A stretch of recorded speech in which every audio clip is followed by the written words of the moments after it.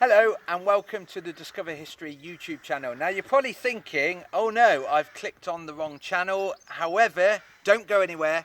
This is the Discover History YouTube channel. Instead of being sat on a big blue sofa at our Worcester headquarters, because lockdown restrictions have eased now, we've decided to take a little break from the four walls of our home. So we've decided to come to Hadrian's Wall, one of our most favourite places to holiday and one of our favourite places to work. Usually we come up here and we've got a car full of tents and we're about to do an event, for example at Housesteads or maybe down at Chester's or Birdoswald, for example. We often come up here and work for English Heritage. However, this time we've come up here, and whilst Helen recuperates from her operation earlier in the year, myself and Ian will be walking Hadrian's Wall. Now, we sort of sowed the seeds on Friday, because if you think back, Friday's video was about Iron Age Britain, an overview of Iron Age Britain. And what you have to remember are the Britons, the Celtic people here, were very much the same people as the Celtic people in France or in Germany. They were all Celtic people, the Celtic nation. And remember, the word Celt or Celtic people comes from Celtoi, which means tribesman or person belonging to a tribe. So the people over here were very much like the people in France and Germany. We were all one big European people as such. We were very warlike. We lived in little round houses, in farmsteads. We also had these Iron Age hill forts built all over the place. What are they? Are they fortifications? Are they enclosures? Are they farmland? We don't know, basically. But the interesting thing is, the people were quite peaceful. They were quite happy farming the land, fishing in the waterways, and more importantly, and people don't realise this, trading with people from across the sea. We know for a fact that the Britons in this country, like the Gauls in France and like the Germanians in Germania or Germany, they were trading with the Romans for quite some time. Now we know the Romans loved the wool in this country because it was famously four-season wool. In other words, the lanolin in the wool stays in it for 4 seasons: spring, summer, autumn and winter. Very waterproof wool. You need it on a day like today, to be fair. Britain also had a lot of raw materials. We have iron, we have tin, we have lead, and all these things are important to the Roman people. So we were quite happy trading those items with what the Romans had. And the Romans had fine Samian ware. They had famous glassware. And what was going on is the Britons were constantly trading these goods. The only problem is, and this is very similar to what happens later on with the Vikings trading with the Anglo-Saxons, eventually it was decided to take this land, just like the Vikings turned from trader to raider in 793 AD, the famous attack on Lindisfarne. Well, the Romans did the same. Now, some people say the Romans came here twice, once under Julius Caesar, once under Claudius. Claudius' invasion, the more successful one. However, saying that, people now think that Julius Caesar probably attempted to take Britain more than once.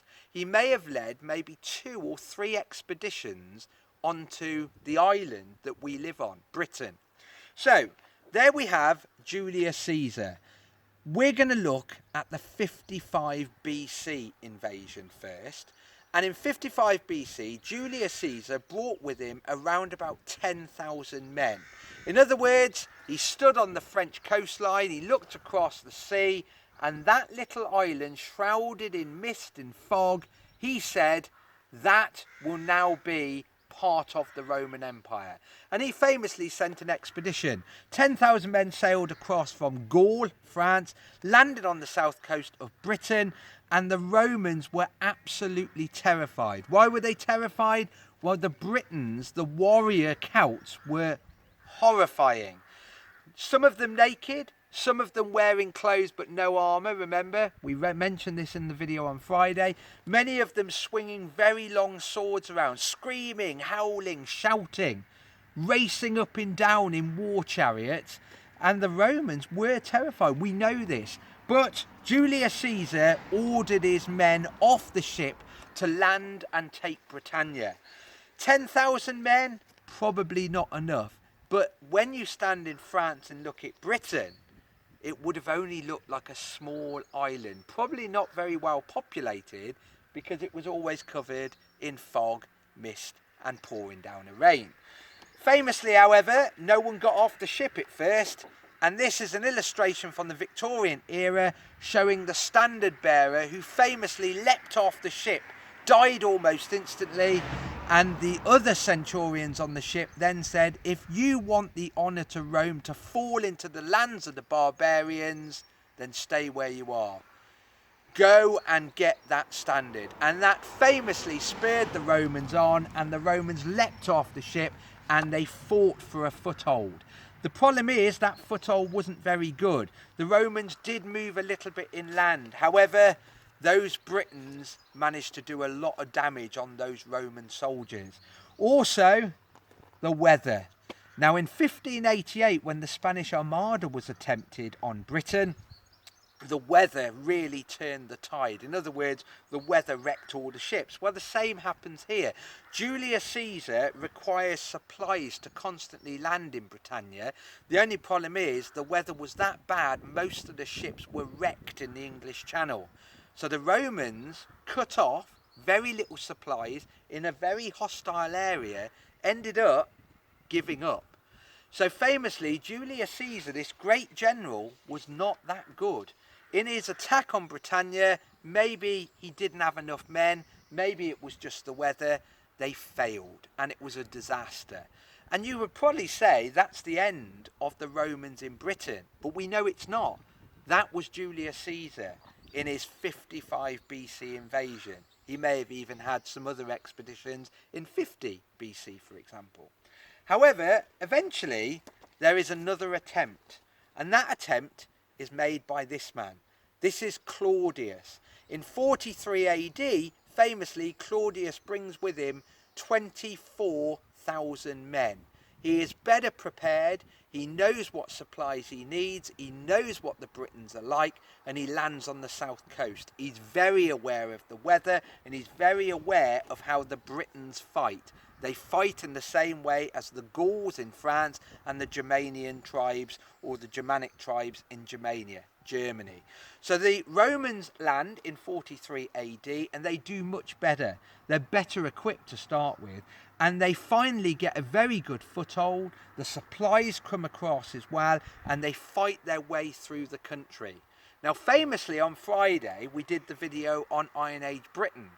Well, now on Saturday it's the 43 invasion, the 43 AD invasion, and the Romans are here. And the Romans move through the country and they conquer it. They conquer it and they turn it into a province of the Roman Empire. And at that period, the Roman Empire was absolutely massive. For example, this map of the empire shows how big it was. The dark orange is the Roman Empire. And famously, it stretched from all the way here on Hadrian's Wall, all the way through Britannia, across into Gaul, past Rome itself, where the Roman people are from, where the Italians came from to invade, all the way across the sea into North Africa. So famously, from Hadrian's Wall to North Africa. But it didn't end there, because it stretched all the way from Spain, all the way across the lands, all the way to Syria. It was absolutely massive. A huge Roman Empire. Everyone from Hadrian's Wall all the way down to Egypt, basically, was owned by the Romans. Same language, Latin, writing the same documentation in Latin, using Roman coin. Absolutely amazing. Now, we're here all week, and as I said, Helen's recuperating from her operation at the start of the year. However, myself and Ian will be walking the wall, and we will be making videos up here on Hadrian's Wall, and we will bring the story of Hadrian's Wall to life. But at this moment, remember, there's been invasions with Julius Caesar, failed. It's now the time of the Claudian invasion, 43 AD. Interesting fact, he brought with him war elephants on the south coast. They didn't last very long over here, but famously they're conquering this land. And all this week, as I said, we will be talking about this barrier, Hadrian's Wall. Why is it here? How was it built? And how was it defended? So join us all week in our videos on Hadrian's Wall. On that note, stay safe. Remember social distancing. We are up here. And we'll see you tomorrow. Bye bye.